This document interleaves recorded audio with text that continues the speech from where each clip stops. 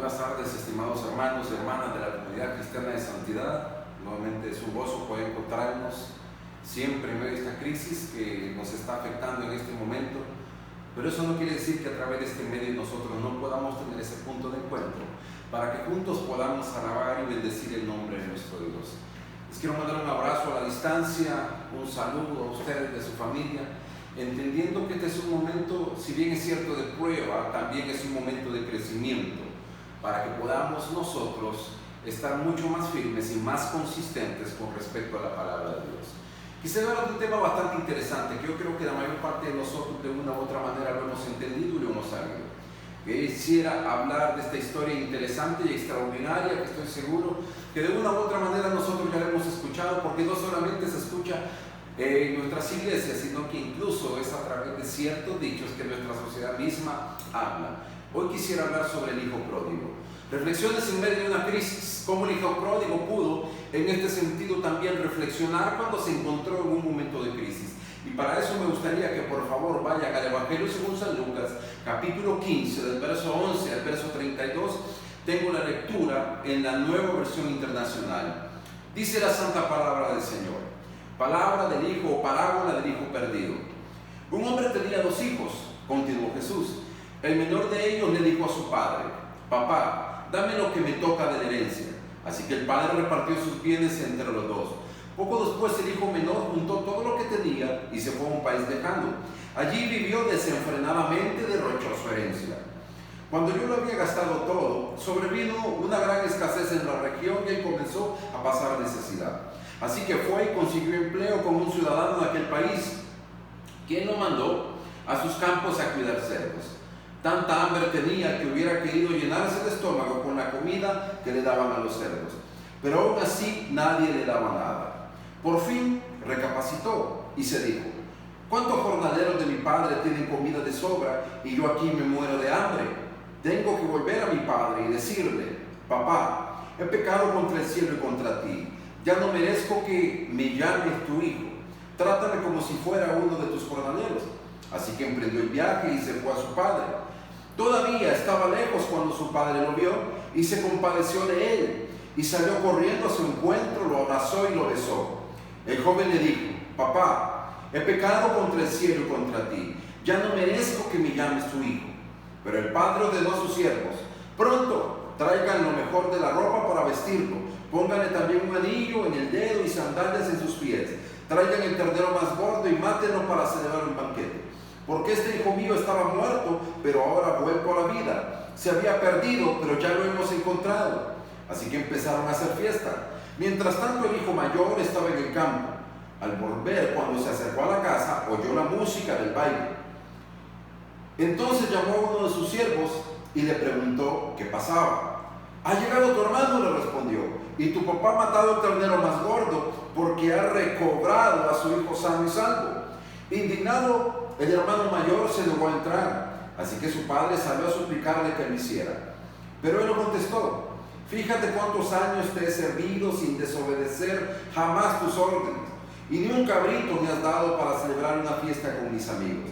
Pero ahora llega ese hijo tuyo que ha despilfarrado tu fortuna con prostitutas, y tú mandas a matar en su honor el ternero más gordo. Hijo mío, le dijo el padre, tú siempre estás conmigo, y todo lo que tengo es tuyo. Pero teníamos que hacer fiesta y alegrarnos, porque este hermano tuyo estaba muerto, pero ahora ha vuelto a la vida. Se había perdido, pero ya lo hemos encontrado. Extraordinaria esta palabra que el Señor nos relata y que la nueva, o más bien la Reina Valera 60 lo encabeza como el hijo pródigo. En esta historia es interesante porque pareciera ser que no solamente el hijo menor es el hijo pródigo. El hijo mayor, con las actitudes que presenta, nos damos cuenta que también es un hijo pródigo. Por demás está decir que esta es una de las historias de amor y misericordia más maravillosas encontradas en la Santa Escritura. El amor de un padre por un hijo que trata de sobrevivir a la crisis. El amor de Dios en medio de este tiempo de crisis que nosotros como hijos de Dios seguramente también estamos viviendo.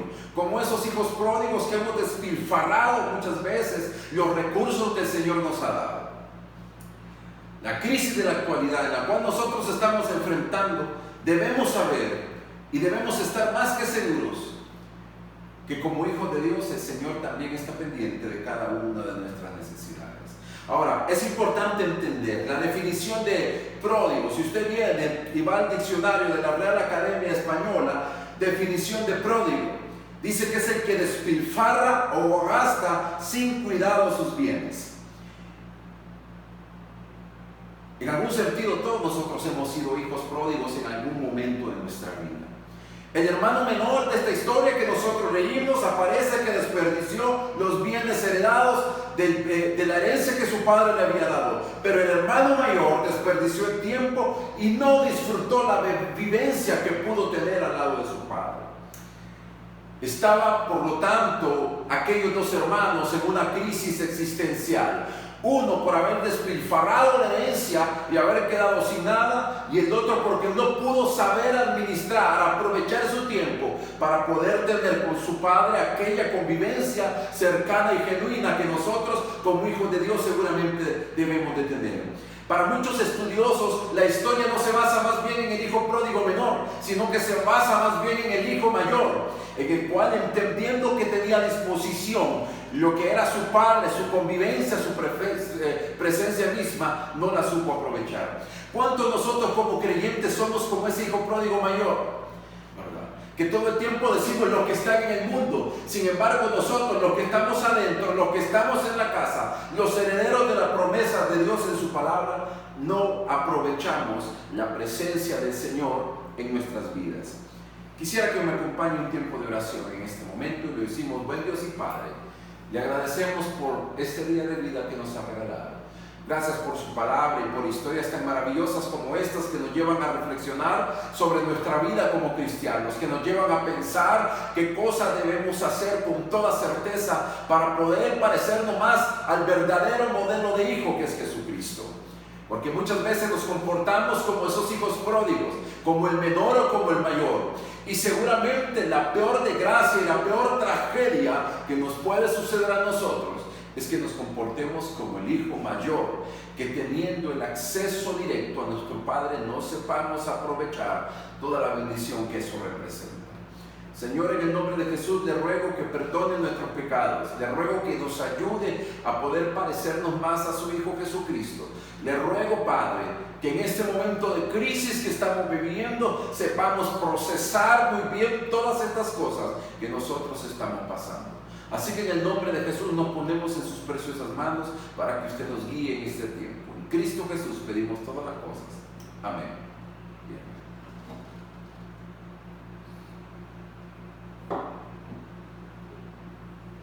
Por demás está decir que estaban en un tiempo de crisis. Lucas 15:14 dice la palabra del Señor: lo había gastado todo.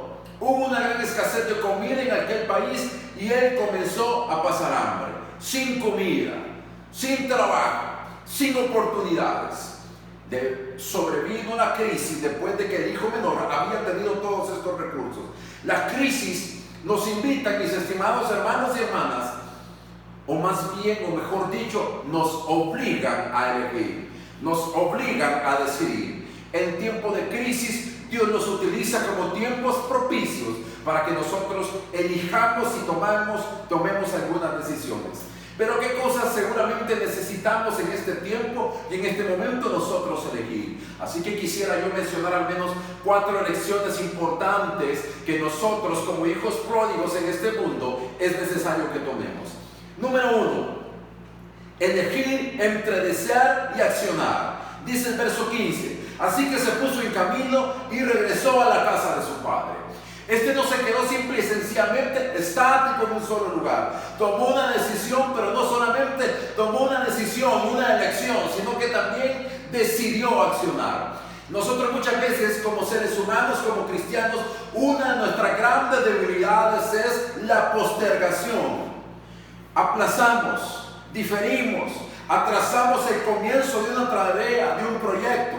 Los estudiosos de hoy en día lo llaman procrastinar. Sabiendo que debemos avanzar en nuestra vida cristiana, nosotros siempre decimos: esperaré que me case, esperaré que tenga familia, esperaré que esté más adulto para poder comprometerme con el Señor. Tenemos la tendencia a postergar. Una de las elecciones más importantes que tomó este hijo pródigo es que no solamente deseó, sino que también accionó. Hoy una de nuestras elecciones más grandes que nosotros necesitamos abrazar es accionar. Estamos en medio de una crisis, estamos pasando problemas, estamos en medio de la dificultad. ¿Qué vamos a hacer? Las intenciones sin acciones, dice un pensamiento por ahí, son solo ilusiones. Yo creo que antes de que pasara la crisis del COVID-19, muchos en nuestras iglesias vivíamos solamente de ilusiones. Vivíamos solamente de visiones. Pero hoy Dios nos llama a que nos despertemos y a que accionemos. Debemos tomar acciones concretas. ¿Qué estoy haciendo en este tiempo que puedo estar más apartado? Estoy buscando más de Dios en su palabra. Estoy buscando más del Señor a través de la oración. ¿Será que es un tiempo propicio para compartir de Jesús a aquellos miembros de la familia que estamos cercanos, que todavía no le conocen? Es tiempo de tomar acciones concretas. Las bendiciones de elegir bien y en el tiempo correcto nos llevan a tener resultados extraordinarios. Así que primera elección, elegir entre desear y accionar. Y hoy usted y yo necesitamos elegir en acción. La segunda elección que seguramente también nosotros debemos abrazar, basada en esta maravillosa historia que nos relata el Evangelio según San Lucas, capítulo 15. Elegir entre administrar o derrochar. ¿Cuánto nosotros hemos derrochado los recursos que el Señor nos ha dado? En Honduras somos especialistas en derrochar. Vemos las noticias y nos damos cuenta que muchas veces las autoridades gubernamentales derrochan los recursos que cuesta adquirirlos. Nos damos cuenta que nosotros como ciudadanos de este país derrochamos los recursos naturales. En este momento hemos visto cuántas quemas han habido, sigue la tabla de los bosques y seguimos explotando de manera indiscriminada el recurso que el Señor nos ha dado. Eso es derrochar. Pero Dios también nos llama a administrar. Lucas 15:13 dice la santa palabra del Señor. Pocos días después el hijo menor vendió su parte de la propiedad y con ese dinero se fue lejos a otro país, donde todo lo derrochó llevando una vida desenfrenada. Y eso es muchas veces lo que nosotros hacemos como cristianos. Tal vez nosotros decimos, pero yo no llevo esa vida desenfrenada, pero lo que nos está diciendo el Señor Jesús es un elemento aleccionador. Esto solamente es un símil, pero nos está planteando que nosotros no solamente derrochamos el dinero, derrochamos nuestro tiempo, derrochamos nuestro recurso, derrochamos nuestras relaciones, nos relacionamos seguramente con personas que no deberíamos hacerlo y desaprovechamos ese tiempo valioso con gente que con toda certeza sí vale la pena escuchar. Debemos recordar, mi estimado hermano y hermana, que somos administradores, reflexionar en cómo he manejado los 3 bienes más importantes que Dios me da: el tiempo, mi talento y el dinero, los recursos materiales que Dios me provee para que yo pueda tener una vida digna y para poder también compartir a otros. En la parábola de los talentos se ve que Dios es un inversor interesado y responsable, donde en algún momento de nuestra existencia el Señor se va a presentar delante de nosotros y va a pedir cuenta de las cosas que hemos hecho o hemos dejado de hacer. De todo lo que se ha dicho de Dios, debo saber que en su momento yo debo de rendir cuentas. Todo lo que tenemos le pertenece al Señor. Uno de los salmos dice en la Santa Escritura que de Jehová es el cielo y su plenitud, el mundo, la tierra y su plenitud, el mundo y los que en él habitan. Por lo tanto, nosotros debemos entender que no somos dueños ni de nosotros mismos, ni de las cosas que tenemos. Todo le pertenece a Dios, y ese Dios es un inversor responsable que un día demandará cómo hemos usado lo que Él nos ha provisto. La forma en que administramos nuestros talentos tendrá, mi estimado hermano y hermana, implicaciones eternas. Porque para multiplicar esos talentos va a requerir de parte nuestra intencionalidad, la intención de hacer las cosas bien y de invertir mi talento en aquellas cosas que Dios pone frente a mí. Diligencia y sobre todo trabajo para hacer que esos talentos puedan ser multiplicados. La tercera lección que yo quisiera compartir con ustedes en esta tarde es elegir entre cercanía e intimidad. Escúcheme bien, lo voy a repetir. Elegir entre cercanía o intimidad. Lucas 15:29 dice la santa palabra del Señor. Le dijo a su padre: tú sabes cuántos años te he servido sin desobedecerte nunca, y jamás me has dado ni siquiera un cabrito para tener una comida con mis amigos. En cambio ahora llega tu hijo tuyo. Es interesante que pareciera ser, muchos estudiosos lo plantean así, que el centro de la historia no es el hijo menor, sino más bien el hijo mayor, que el verdadero hijo pródigo no es el menor, sino más bien el hijo mayor. El hijo mayor porque hizo una mala elección, su padre siempre estuvo ahí. El padre en esta historia representa a Dios.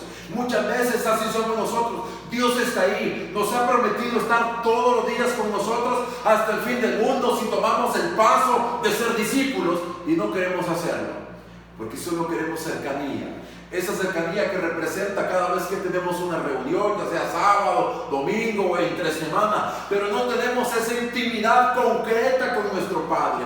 Este hijo no había abrazado que todo le pertenecía, porque eso le dijo el Padre. No tenía intimidad, solamente cercanía. En este tiempo de crisis que estamos pasando, hermano, hermana, debemos revalorar lo cotidiano. Este hijo mayor era seguramente cercano, pero nunca tuvo intimidad, esa intimidad de padre e hijo. Pareciera ser que eran unos perfectos extraños, unos perfectos desconocidos. No conocía con toda certeza, profundidad, quién era su padre amoroso, bueno y misericordioso. Aprender a diferenciar entre asumir y valorar. Aquí no se valoró al padre, no se valoró al hermano, porque confronta a su padre por celebrar a su hijo, pero también le dice: tu hijo, este hijo tuyo. Ni siquiera se presentó: este hermano mío. Muchas veces nosotros creemos que estar cercanos a algo o alguien nos va a producir esa intimidad que es necesaria para poder lograr conocerlo. ¿Cuál será nuestra elección en este momento de crisis que estamos pasando? Seguramente podemos estar más cerca del Señor a través de su santa palabra y conocerle más y tener un poco más de intimidad en su conocimiento a través de las promesas mismas que Dios tiene en esta palabra. Lo que estamos pasando en este momento, esta Biblia, esta Santa Escritura, hace cientos de años nos lo viene diciendo. Sin embargo, nosotros hemos hecho caso omiso porque no hemos tenido esa intimidad con el Padre, sino solamente cercanía. Porque tenemos que esperar a estar en el agua hasta el cuello para reflexionar. Porque tenemos que esperar que venga una crisis para realmente poner a pensar qué es lo que está pasando. Lucas 15:17 dice: al fin se puso a pensar: ¿cuántos trabajadores en la casa de mi padre tienen comida de sobra mientras yo aquí muero de hambre? Esa crisis le llevó a pensar: cuando estaba con mi padre yo me alimentaba. Cuando estaba con mi padre yo tenía una vida digna. Cuando estaba con mi padre estas cosas no pasaban. Pero el apartarme de mi padre y deshonrarlo con toda certeza nos lleva a que nosotros mismos nos queramos alimentar con lo que comen los cerdos. Importante reflexionar. No es lo mismo convivir que tener esa intimidad con el Señor. Y por último, la cuarta lección que yo quisiera compartir con ustedes en este tiempo.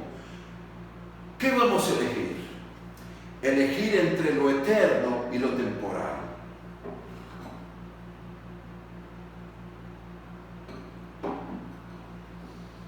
Elegir entre lo eterno y lo temporal. Lucas 15:21 dice: el hijo le dijo: Padre mío, he pecado contra Dios y contra ti, ya no merezco llamarme tu hijo. Tomó una elección importante. No quedarse junto con los cerdos, no quedarse en aquella vergüenza, sino que tomó la decisión de retomar el propósito de hijo, el propósito de vida que como hijo tenía. Llegó con un verdadero arrepentimiento delante del Señor. Debo aprovechar este tiempo de crisis, como seguramente lo hizo el hijo menor, para retomar mi propósito, para retomar mi carrera, para retomar mis metas espirituales que muchas veces la tenía descuidada. Porque en este tiempo de crisis nos hemos dado cuenta que aunque tengamos el carro del año, no puedo salir a lucirlo cuando yo quiera. Me he dado cuenta que aunque tenga la bolsa llena de dinero y cuentas en el banco, de nada sirve si ni siquiera puedo gastarlo. Esa es la realidad. Tenemos que retomar realmente el verdadero propósito eterno y no lo temporal muchas veces como lo hemos hecho. Estoy seguro que pasada esta crisis, usted, hermano, y yo tenemos que reflexionar en qué hemos invertido más nuestro tiempo, nuestros talentos y nuestros recursos. Es posible que esta situación me halle lejos del lugar que Dios tiene para mí. Seguramente cuando ha pasado esto nos hemos dado cuenta que no éramos los cristianos que según nosotros éramos o pretendíamos ser. La crisis tiene el potencial de devolverme el propósito de Dios. La crisis tiene el potencial de devolverme el propósito de Dios y espero, mi estimado hermano y hermana, que sepamos aprovecharlo. Para esto debo afinar mi misión, mi mirada hacia el frente, mi meta, mi propósito, mi carrera. ¿Cuántas veces he comenzado esa carrera y me he detenido en muchas estaciones? Y darme cuenta que no he llegado a la meta y que estoy lejos de hacerlo por la simple y sencilla razón de que me he distraído. Hemos sido demasiado superficiales y carentes de propósito.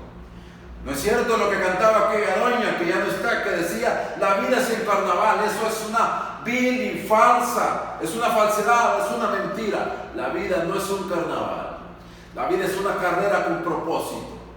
La vida es buscar la voluntad de Dios en mi vida para poder llegar a la meta. Ya casi cerrando, quisiera compartir una historia. El predicador lo escribía de la siguiente manera y dice: la otra noche, Jack y yo mirábamos un drama en televisión llamado Mira cómo ella corre. La historia es sobre una maestra que había pasado un proceso de divorcio y eso la había dejado herida, que vivía en Boston.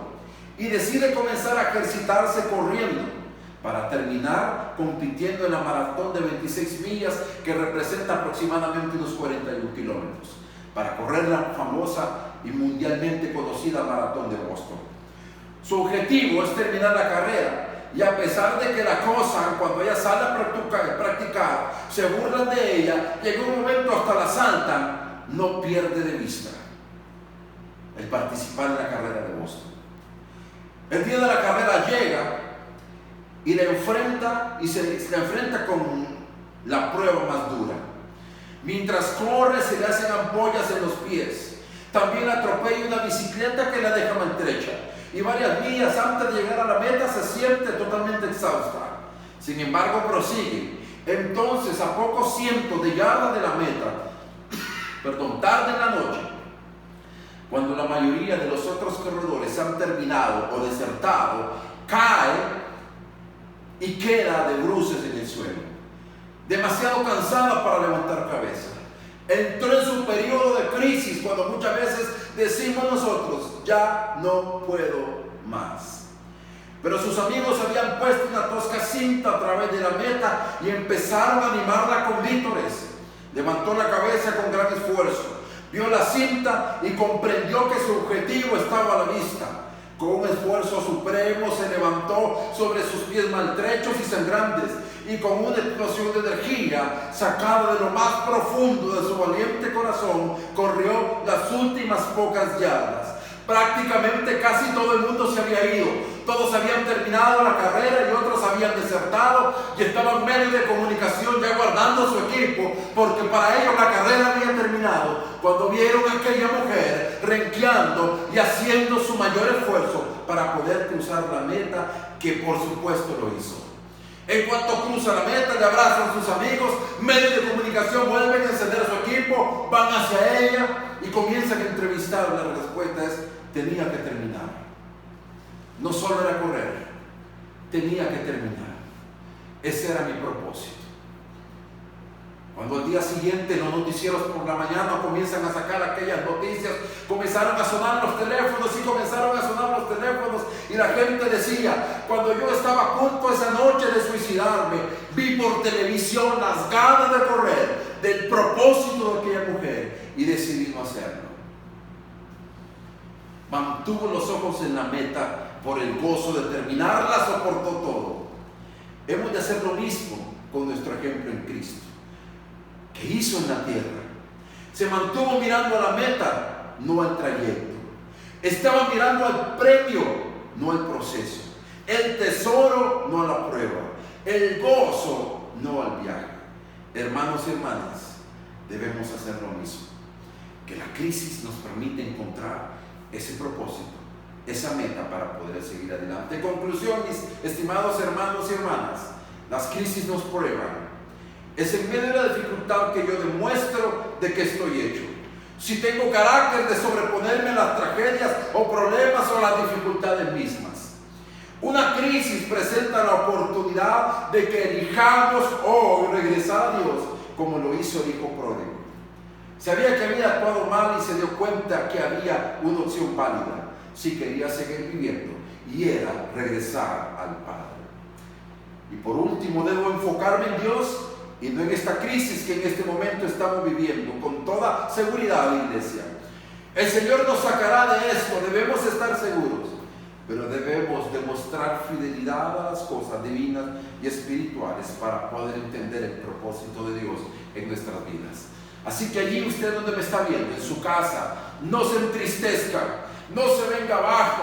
Seguramente sus pies también están llagados, sus rodillas, está cansado y cansada, pero hay una meta por delante que necesitamos cumplir. No seamos como el hijo pródigo mayor, que tenía la bendición allí a su lado y no se dio cuenta. Reflexionemos en medio de la crisis. Dios está cerca.